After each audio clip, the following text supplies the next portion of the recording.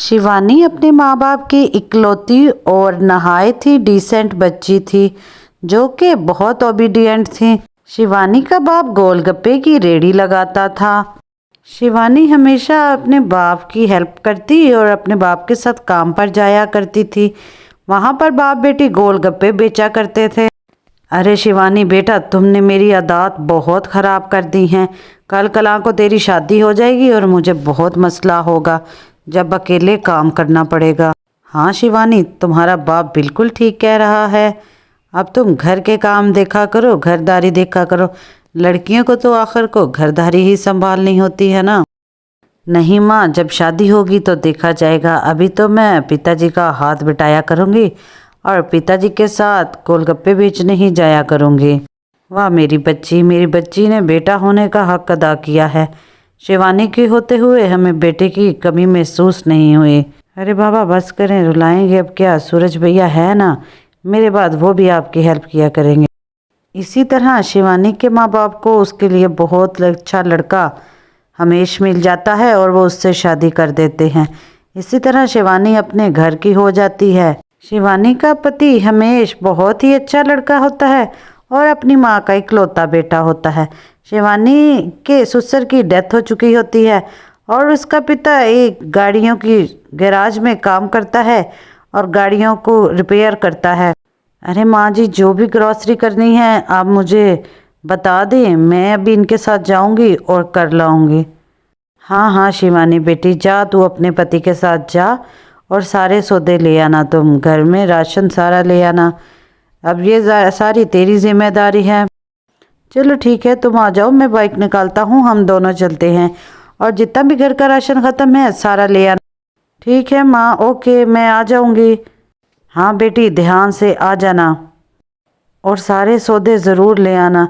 हाँ माँ, अगर कोई भूल गया या कोई और याद आया तो मुझे फ़ोन कर देना।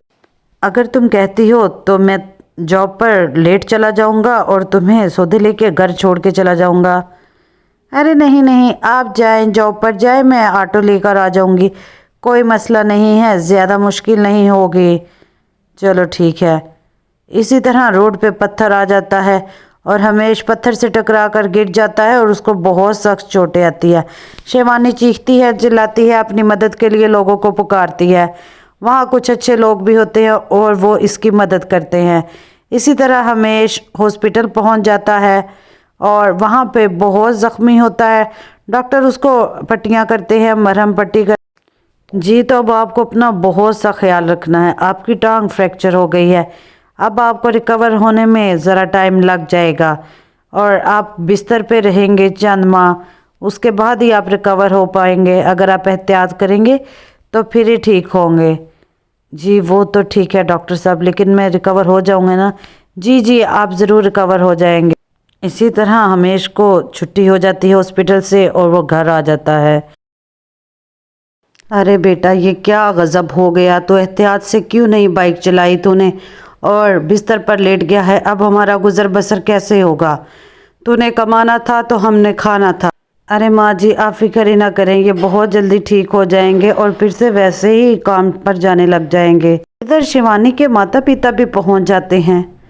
अरे बेटा कैसे हो तुम, ये सब कैसे हो गया? लेकिन चलो, अब जो भी हो गया है तुमने इसकी फ़िक्र बिल्कुल भी नहीं करनी।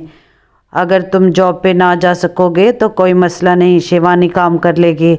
तुम्हें पता है शादी से पहले भी शिवानी मेरे साथ गोलगप्पे की रेडी लगाया करती थी और मेरे साथ काम पे जाया करती थी। शिवानी बहुत बहादुर है, वो ज़रूर तुम्हारे साथ मदद करेगी और तुम्हें बिल्कुल भी फ़िक्र करने की ज़रूरत नहीं है। शिवानी है ना, हम सब मिलकर इस मामले को कवर कर लेंगे। बहुत शुक्रिया पिताजी, ये तो बहुत बड़ा मसला था, आपने मेरा बहुत बड़ा मसला हल कर दिया। बस बेटा, अब तो जल्दी से ठीक हो जा। कितने अच्छे लोग हैं आप, वरना आजकल के लोग कहाँ बेटियों को कमाने देते हैं। भाई साहब, आपका बहुत शुक्रिया, ये आपका बड़ापन है जो शिवानी काम कर लेगी और घर का सिस्टम चल जाएगा। वरना मेरा बेटा तो बिस्तर पे लग गया और मैं बहुत परेशान थी। बेटा तुम फिक्र मत करो, पहले मैं और तुम हम दोनों ये गोलगप्पों का ठेला लगाया करेंगे और फिर कुछ दिनों बाद मैं घर वापस चले जाऊंगा जब तेरा काम रवानी में आ जाएगा और तूने मेरे होते हुए बिल्कुल भी फिक्र नहीं करनी।